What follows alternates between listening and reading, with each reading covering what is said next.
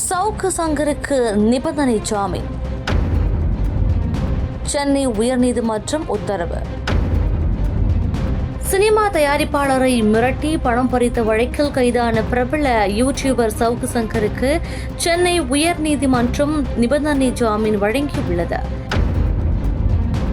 பிரபல யூடியூபர் சவுக்கு சங்கர் தொடர்பான வழக்கில் சென்னை உயர்நீதிமன்றம் நிபந்தனை ஜாமீன் வழங்கி உத்தரவிட்டுள்ளது.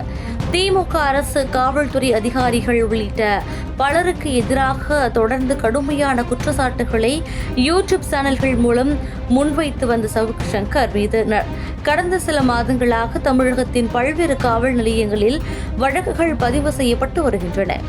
இதற்கு முன்பு அவர் கைது செய்யப்பட்டு பின்னர் ஜாமீனில் விடுவிக்கப்பட்டிருந்தார்.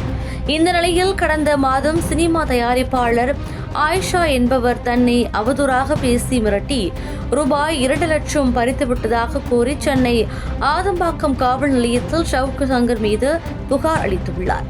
இந்த புகாரின் அடிப்படையில் வழக்கு பதிவு செய்யப்பட்ட நிலையில் பணம் கேட்டு மிரட்டியதாக கூறப்படும் இந்த வழக்கில் கடந்த 13ஆம் தேதி போலீசார் அவசரமாக சவுக்கு சங்கரை கைது செய்து சிறையில் அடைத்தனர்.